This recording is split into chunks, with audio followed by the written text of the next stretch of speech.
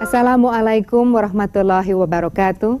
Selamat berjumpa kembali pemirsa dalam pengajian Tafsir Al-Misbah, mengenal Juz Amma bersama Ustadz Quraisy Shihab. Saya Sandrina Malakiano. Dalam kesempatan ini kami akan mengajak Anda untuk menyimak paparan tentang surat Quraisy. Lewat surat ini, Allah mengingatkan suku Quraisy atau suku yang paling berpengaruh di kota Mekah tentang betapa besar nikmat yang diberikan Allah kepada mereka. Allah hanya berharap agar mereka mau mensyukuri nikmat itu dengan jalan mengabdi kepada Allah yang Esa.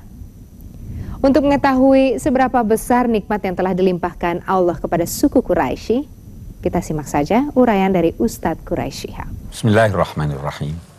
Alhamdulillah, wassalatu wassalamu ala rasulillah, Sayyidina Muhammad wa ala alihi wa ashabihi wa man wala.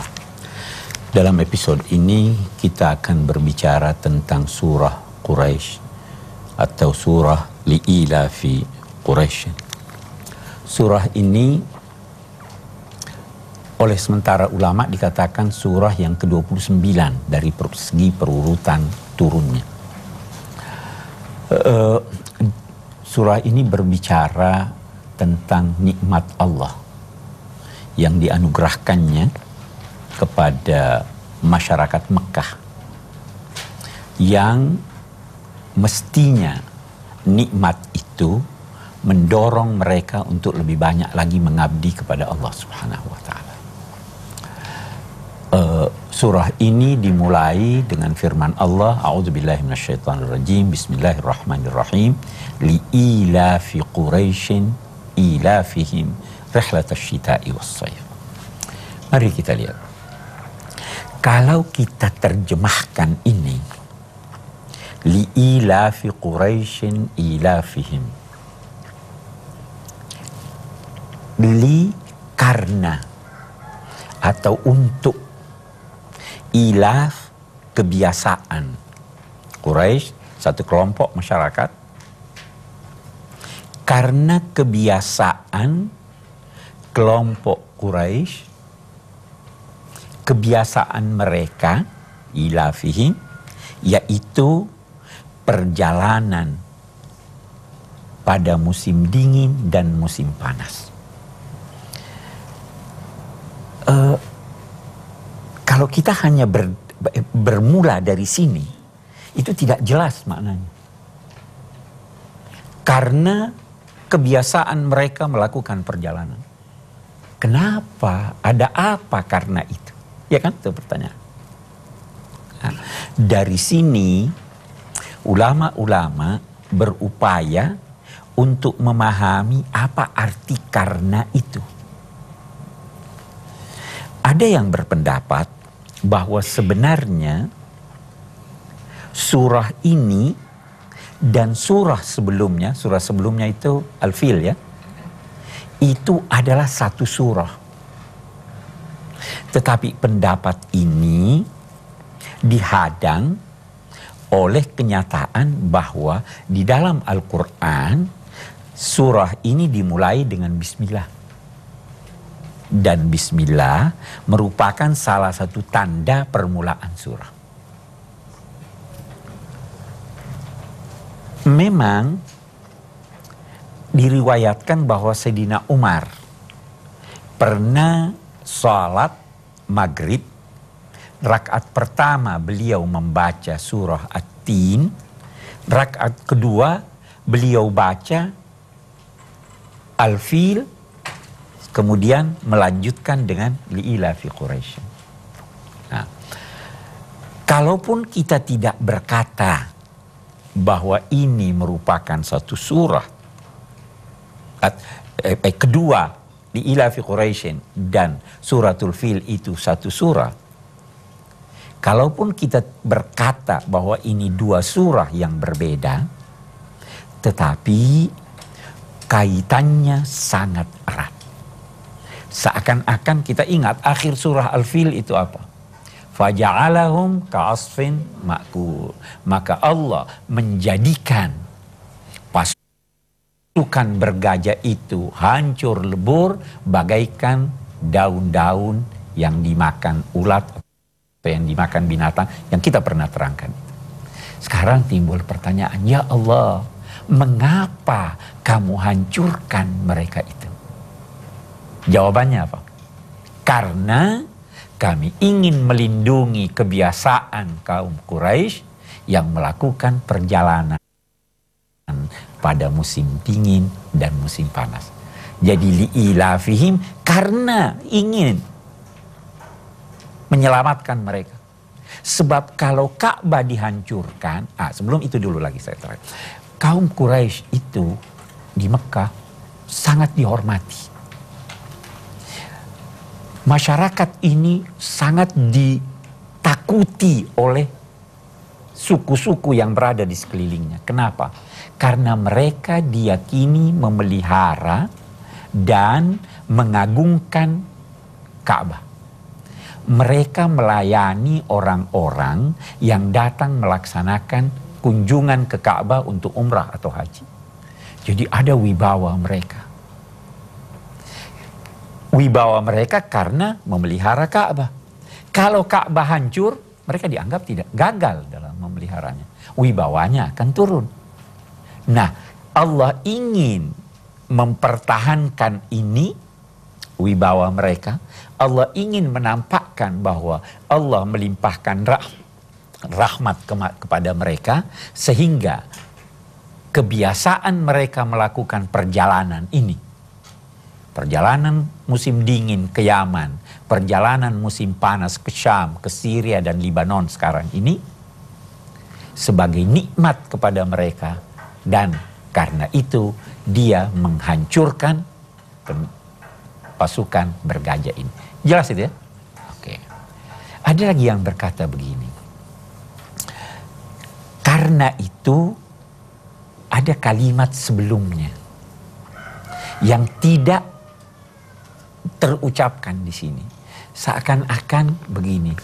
Heranlah kamu. Ini kalimat yang disebutkan. Heranlah kamu terhadap kaum Quraisy ini yang sudah dianugerahi Tuhan nikmat, sehingga perjalanan mereka untuk berdagang ke Yaman dan ke Syam itu tetap terpelihara.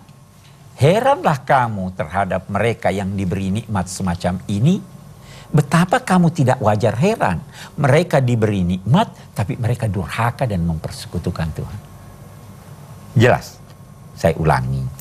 Heranlah kamu kepada penduduk Mekah yang dilimpahkan kepada mereka nikmat oleh Tuhan mereka, tapi mereka tidak mau sembah Tuhan mereka. Heran dah ini? Ini. Jadi li'ilafi Quraisyin, heranlah. Jadi tidak dia kaitkan dengan surah sebelumnya. Oke. Ada lagi yang berkata, li'ilafi Quraisyin itu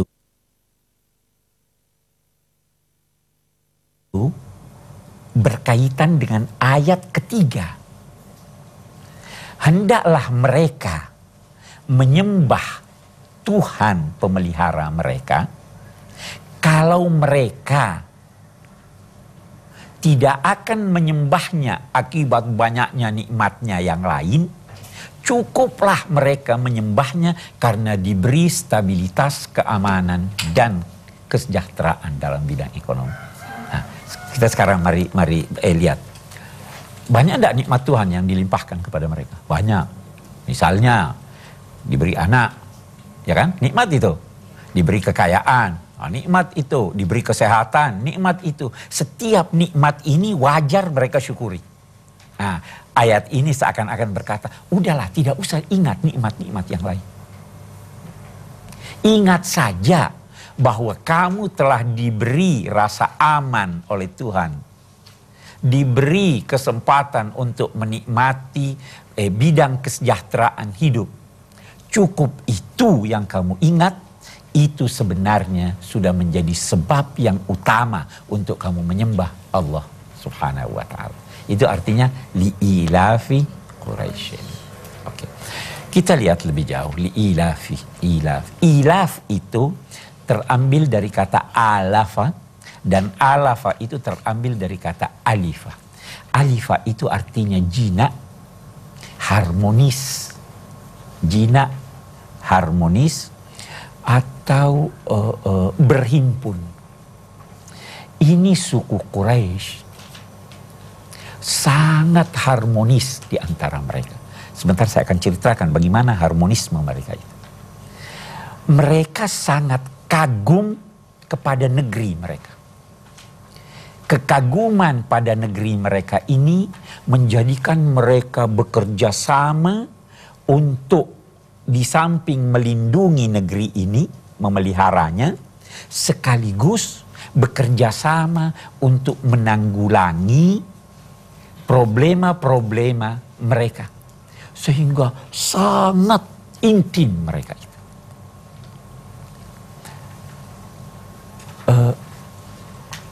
Ada perjalanan yang mereka lakukan. Perjalanan ini adalah perjalanan di musim dingin dan musim panas. Perjalanan ini dipuji oleh Allah Subhanahu wa Ta'ala. Kita akan lihat setelah kita berbicara dan mendiskusikan apa yang kita kemukakan. 7 hari setelah Lebaran kita adakan rapat. Kira-kira jatuh pada tanggal berapa ya, Ir? Kalau tidak salah tanggal 21 November, Pak. Tanggal 21 November. Iya.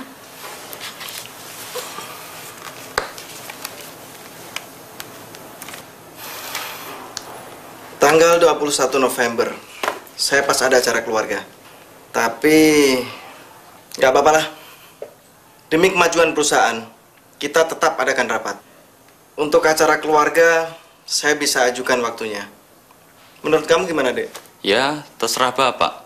Tapi Bapak sebagai direktur sebaiknya hadir dalam rapat direksi. Tentu.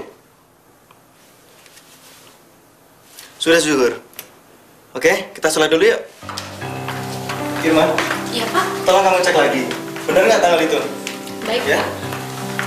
Loh, kamu nggak sholat sekalian? Enggak, Pak. Saya lagi berhalangan. Oh, ya sudah. Yuk, Ir. Iya.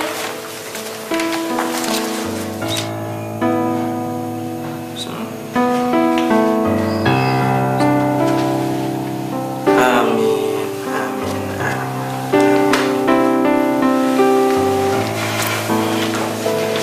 Baru mau sholat, Pak? Iya, Pak. Bagaimana keadaan keluarga Pak Karyo?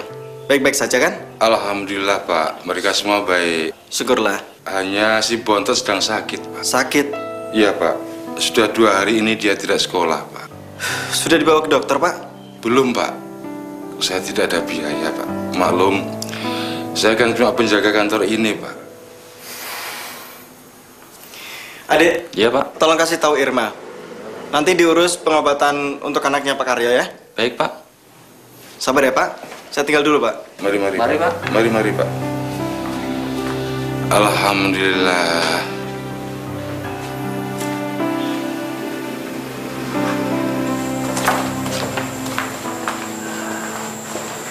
Maaf, Pak. Ya, ada apa? Tadi Ibu Vivi, family Bapak, telepon. Ya, Dan sekarang beliau sudah menunggu di ruangan Bapak. baik. Terima kasih ya. Kembali, Pak. Vivi. Assalamualaikum. Waalaikumsalam. Ada apa, Vi? Tumben siang-siang kemari. Gimana kabar suamimu? Ah, dia sedang ke Palembang. Biasa ngurusin bisnisnya. Oh ya? Begini, Jo. Anak pertamaku itu si Rani. Dia mau ambil master di Oxford University. Semua persyaratannya udah beres. You bisa bantu kan nyariin scholarship-nya? You kan banyak kolega. Mau ambil apa, Vi? Accounting management. Ya. Sebentar ya, Vi. Aku coba telepon temanku dulu. Siapa tahu dia bisa bantu kita ya.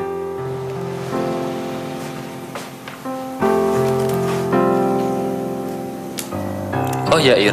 Tadi Bapak pesan supaya kamu mengurusi biaya pengobatan anaknya Pak Karyo. Baik.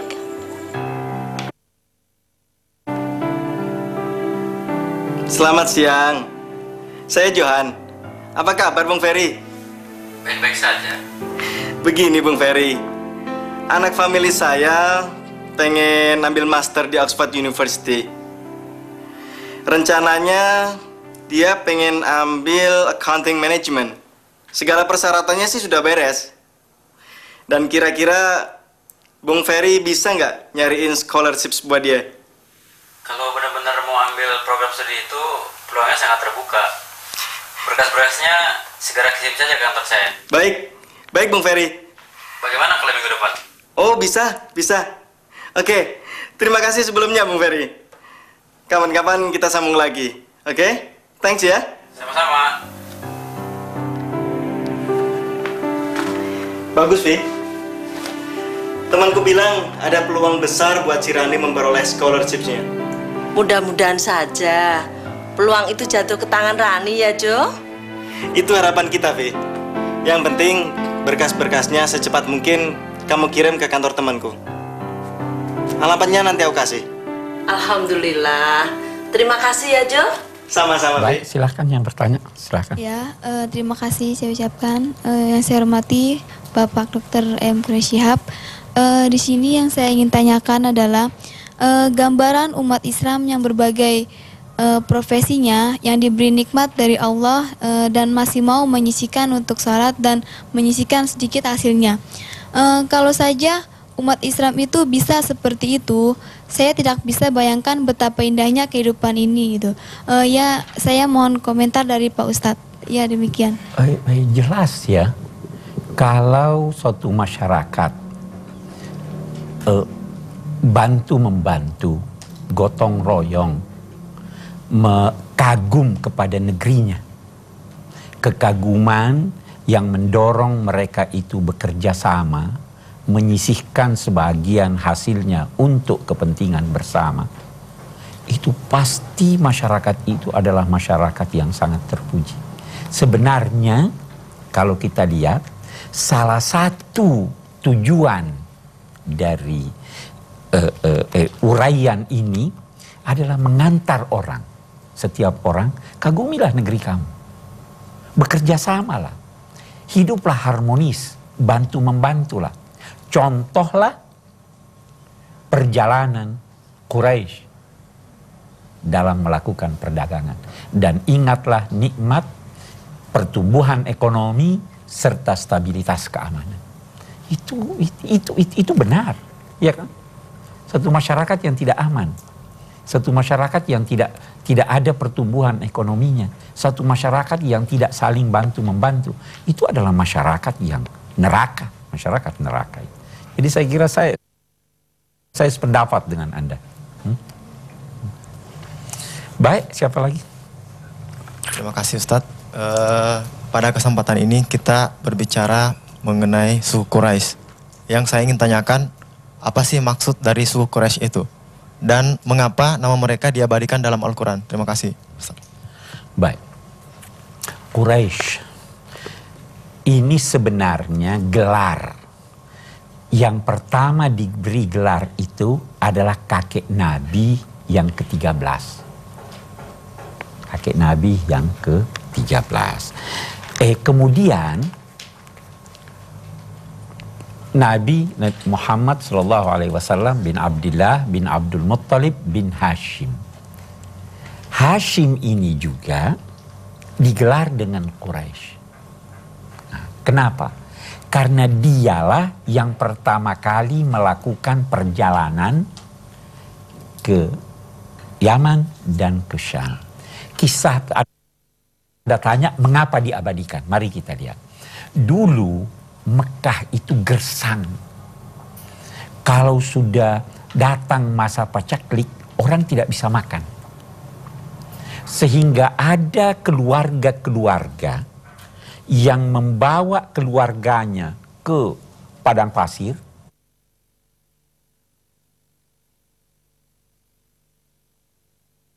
dia membuat kemah dan di situ mereka mati kelaparan. Sewaktu itu ada anaknya Hashim punya teman. Temannya ini keluarganya mau melakukan hal tersebut. Hashim berkata ini tidak wajar kita lakukan. Maka dia mengajak, wahai semua keluarga Quraisy, mari kita melakukan perjalanan dagang. Maka terjadilah perjalanan dagang ke Syam dan ini, dan keuntungan yang diperoleh itu dibagi rata.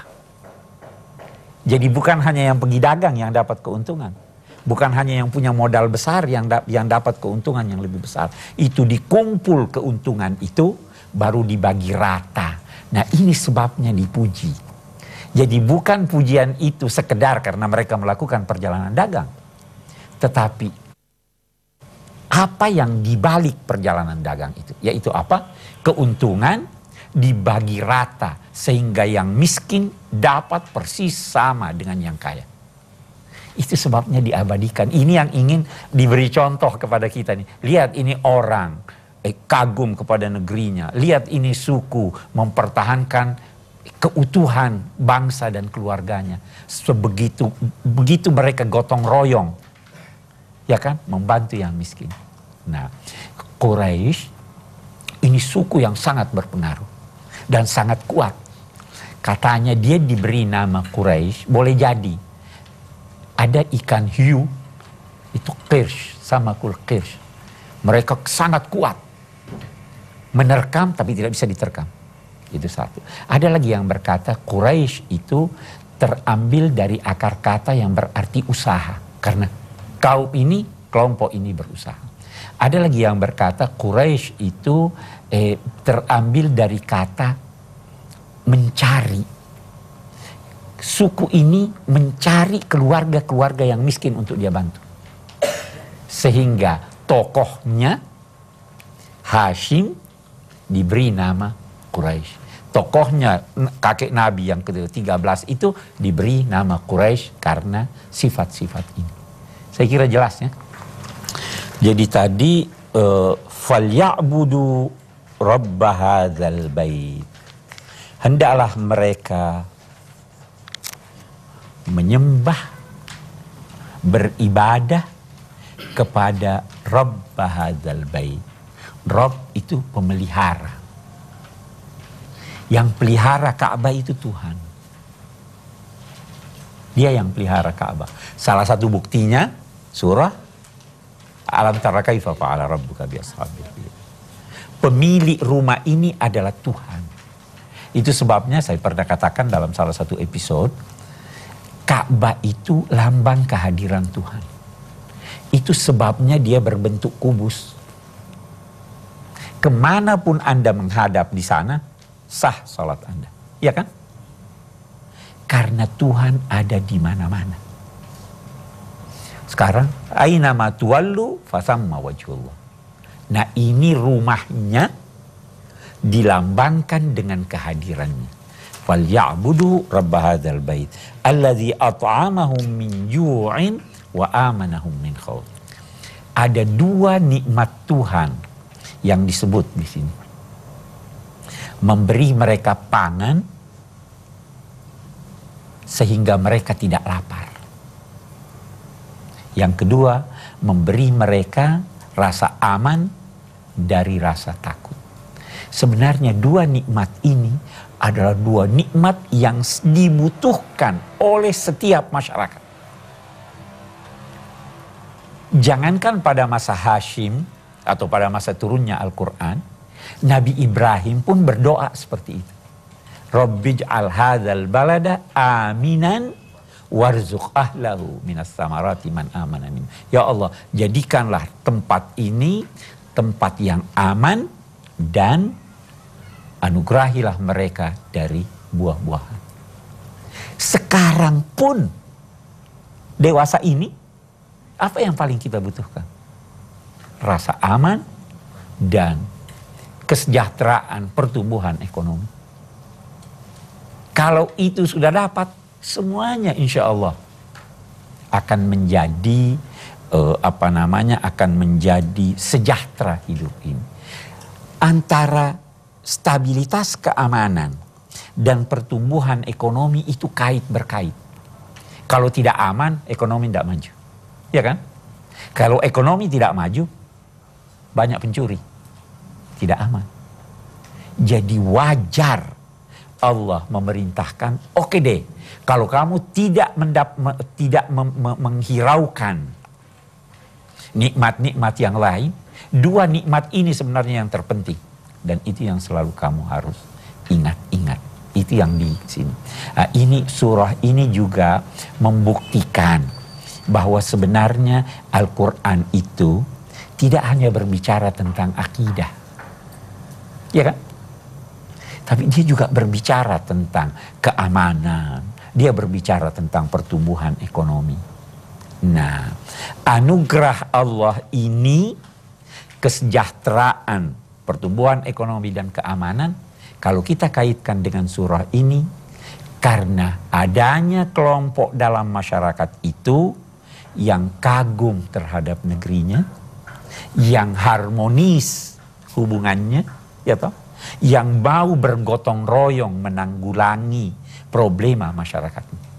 Itu diceritakan oleh Allah kepada kita hal ini untuk kita tangkap makna ini. Kita sebagai bangsa harus begitu. Harus ada lahir dari bangsa ini orang-orang yang sifatnya seperti suku Quraisy. Gotong royong. Kagum kepada negeri. Sehingga bisa lahir stabilitas, keamanan, dan pertumbuhan ekonomi. Baik, kita lihat. فَلْيَعْبُدُوا رَبَّ هَذَا الْبَيْتِ. Hendaklah mereka beribadah. Ibadah itu apa toh? Ibadah orang katakan kepatuhan kepada sesuatu disertai dengan rasa hormat dan kagum kepada sesuatu itu, yang sesuatu itu tidak tergambar kekuasaannya, tidak tergambar hakikatnya. Itu namanya ibadah. Kalau Anda patuh saja, belum tentu ibadah. Patuh saja, tidak kagum dan tidak hormat, bukan ibadah. Patuh saja disertai dengan kegaguman dan penghormatan, tetapi kepada sesuatu yang sudah terjangkau oleh Anda, itu bukan ibadah. Jadi ibadah itu patuh, patuhnya karena kagum atau takut, dan Anda tidak tahu hakikatnya. Itu sebabnya ibadah hanya bisa ditujukan kepada Allah Subhanahu wa Ta'ala. Ya kan? Falyabudu. Nah, ibadah ini sendiri dalam bahasa agama ada dua macam. Ada ibadah murni, ibadah mahdhah, ada ibadah secara umum. Ibadah murni itu adalah segala sesuatu yang sudah ditentukan oleh Allah dan Rasulnya, kadar atau waktunya atau caranya. Kalau sudah ada ketentuan waktunya, haji itu ibadah murni karena ada ketentuan waktunya. Salat itu ibadah murni. Kenapa? Karena ada caranya, ada kadarnya. Ya kan? Puasa itu ibadah murni. Tetapi yang tidak ditentukan kadarnya atau waktunya atau caranya, maka itu ibadah secara umum. Belajar. Ada enggak caranya? Itu bisa ibadah. Itu menjadi ibadah kalau kita mengaitkannya dengan Allah Subhanahu wa Ta'ala. Jadi di sini waktu dia katakan falyabudu rabb hadzal bait, beribadahlah. Beribadah baik dalam bentuk ibadah murni maupun dalam bentuk ibadah secara umum, dalam arti segala aktivitas Anda kaitkanlah dengan Allah Subhanahu wa Ta'ala. Mandi itu ibadah atau tidak? Ibadah kalau Anda kaitkan dengan niat kepada Allah. Berdandan itu ibadah atau tidak? Ibadah, tapi dia bukan ibadah murni. Falyabudu rabb hadzal bait allazi at'amahum min ju', yang memberi mereka pangan memberi mereka pangan sehingga kenyang, tidak merasakan lapar. Bagaimana tuh Allah memberi mereka ini pangan sehingga tidak makan? Pertama, itu boleh jadi dengan ketersediaan lahan. Kita ini diberi pangan loh oleh Tuhan. Lahan yang subur buat kita. Mekah dulu nggak subur. Lahan itu disiapkan oleh Allah. Yang kedua, waktu di Mekah ada pelabuhan Jeddah. tidak jauh dari Mekah, Jeddah. Itu orang-orang dari luar negeri, dari Habasyah dan dari sini, itu membawa barang-barangnya ke sana. Jadi kalau begitu sarana, itu juga lahan. Itu cara Tuhan memberi makan. Tidak diberinya makan ini tersedia. Rezeki dari Tuhan itu bukan seperti rezeki dari seorang ayah kepada anak.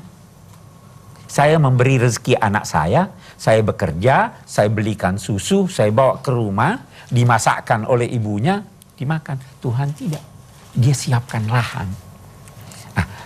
At'amahum min ju'in wa amanahum min khauf. Mereka merasakan keamanan. Tadinya boleh jadi penduduk masyarakat Mekah itu dikeroyok oleh sekitarnya. Bisa diculik. Tetapi Allah memberikan mereka kedudukan dan wibawa sehingga orang takut kepada mereka. Nah, kembali lagi saya ingin katakan, wibawa dan kedudukan itu baru bisa lahir kalau ada kesatuan dan persatuan, ilafi Quraisy, ilaf, ada hubungan harmonis, ada gotong royong di dalam masyarakat. Saya kira itu yang kita bisa kemukakan. Silahkan yang mau Bismillahirrahmanirrahim. Saya ingin meminta penjelasan dari Pak Ustadz mengenai korelasi antara masyarakat Quraisy dengan Indonesia sekarang. Tadi dikatakan oleh Ustadz bahwa Quraisy berangkat dari masyarakat yang paceklik, di mana sampai membuat tenda untuk mati. Nah, kemudian firman Allah menyuruh untuk menyembah. Nah, korelasinya dengan Indonesia sekarang yang berangkat dari masyarakat yang enak sekali, tanpa ada masa paceklik, kemudian kok seperti ini? Katakanlah berbagai macam ketidaksyukuran masyarakatnya. Itu bagaimana mungkin pesan-pesan dari Bapak untuk bangsa Indonesia ini supaya minimal menyamai Quraisy itu, artinya terpuji oleh Tuhan gitu. Terima kasih. Baik, saya selalu berkata bahwa kita tidak harus meniru 100% suatu masyarakat. Setiap masyarakat itu mempunyai nilai-nilainya. Tetapi kita harus kembangkan nilai-nilai itu. Dalam konteks masyarakat Quraisy, ada nilai-nilainya yang kebetulan sama dengan nilai-nilai kita. Nah, ada nilai-nilainya yang baik, yang kita bisa tiru, tetapi kita sesuaikan dengan kondisi masyarakat kita. Satu contoh, masyarakat Quraisy ini seperti yang kita ceritakan tadi, gotong royong ada. Di Indonesia ada gotong royong. Ada nilai-nilai bahwa para bisnismennya, kita namakan sekarang bisnismen, pedagang-pedagangnya, itu menyisihkan keuntungan mereka untuk fakir miskin. Itu bisa contoh. Ya, kalau sekarang kita dalam masa krisis, dulu juga mereka berada dalam masa krisis, walaupun krisis yang mereka alami dulu berbeda dengan krisis yang kita alami sekarang. Tetapi nilai-nilai menanggulangi krisis itu bisa kita temukan dalam tuntunan surat Quraisy. Apa itu? Kembali kepada Tuhan. Falyabudu rabb hadzal bait. Kita perlu mewujudkan stabilitas keamanan. Kita perlu berupaya untuk lahirnya pertumbuhan ekonomi sehingga krisis tertanggulangi. Bagaimana caranya? Cara mereka dulu dengan melakukan perjalanan ke Syam dan ke Yaman, kita tidak harus pergi ke Syam dan ke Yaman. Kita bisa melakukan perdagangan dengan negara lain atau di negeri sendiri. Itu ya, jadi nilai-nilai itu yang kita ambil. Saya kira jelas ya. Oke. Baik, masih ada? Silakan. Bismillahirrahmanirrahim. Dalam kehidupan ini kita selalu dianjurkan untuk beribadah. Apa sebenarnya manfaat dari ibadah itu sendiri? Terima kasih, Pak. Banyak manfaatnya buat kita, yang jelas. Wa ma khalaqtul jinna wal insa illa liya'budun. Allah memerintahkan kita beribadah. Oke. Apa manfaatnya ibadah? Kita mau lihat. Kita ambil satu contoh. Salat. Ada enggak manfaatnya? Banyak manfaatnya, ketenangan. Dan sholat itu, ibadah ini kebutuhan kita. Mau lihat buktinya, sholat itu adalah doa dan harapan.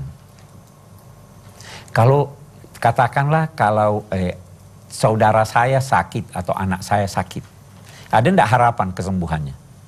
Ada. Saya bawa ke dokter. Kalau belum sembuh, hilang harapan itu. Ada harapan masih. Kalau saya punya duit, saya bawa ke luar negeri. Saya dari luar negeri, masih belum sembuh.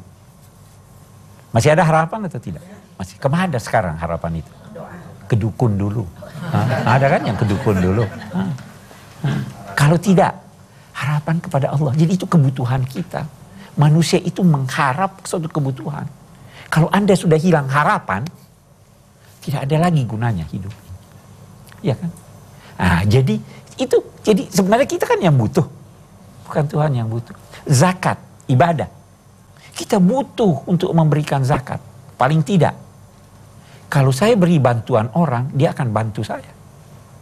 Kalau saya beri bantuan orang, saya akan merasa bahwa dia tidak bakal ganggu saya. Ada enggak manfaatnya ibadah sekarang? Semua ibadah sebenarnya kembalinya pada kita. Zikir, ibadah.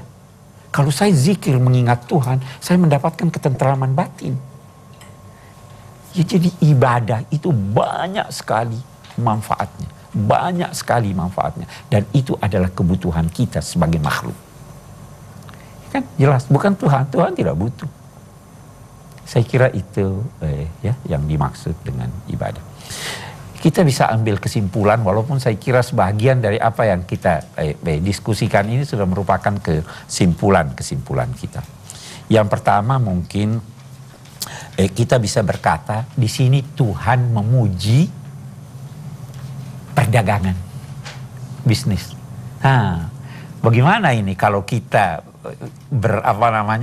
yang tidak punya aktivitas untuk memperoleh rezeki, berbisnis lah. Nabi sendiri berbisnis. Bisnis kecil-kecilan boleh. Itu satu, karena ini dipuji. Tetapi bisnis yang dipuji itu yang hasilnya tidak hanya buat yang bersangkutan, tetapi sebagian disisihkan untuk orang yang butuh. Itu kan bisnis, itu yang pertama. Yang kedua, setiap Anda sukses, maka sebanyak sukses Anda, sebanyak itu pula mestinya syukur dan ibadah Anda kepada Allah. Ya kan? Ini di sini. Falyabudu rabb hadzal bait. Kenapa? Karena dia diberi. Yang ketiga, kesimpulan yang kita bisa ambil, bahwa merupakan kebutuhan setiap masyarakat, kecil atau besar, adanya pertumbuhan ekonomi dan stabilitas keamanan. Tetapi itu tidak dapat terlaksana kecuali apabila anggota masyarakat itu bantu-membantu, terjalin di antara mereka hubungan yang harmonis dan kompak. Itu yang kita dapatkan dari sini. Yang terakhir, saya ingin berkata begini, hidup ini take and give. Sebanyak yang Anda peroleh, sebanyak itu pula Anda harus memberi. Ya kan? Lebah itu memberi madu sebanyak kembang yang dia isap. Bulan itu memancarkan cahaya sebanyak cahaya yang diambilnya dari posisinya. Mestinya kita sebanyak anugerah Tuhan, sebanyak itu pula ibadah kita. Untung Tuhan tidak menuntut seperti itu. Tuhan hanya menuntut sebahagian aja dari nikmatku yang kamu ingat, dan karena itu beribadah kepadamu. Itu ada ayat, wadhkuru ni'matallahi alaikum. Ingatlah satu nikmat Tuhan aja. Mengingat satu nikmat Tuhan saja, itu sudah mengantar Anda untuk beribadah kepada. Seperti yang disebut di sini. Falyabudu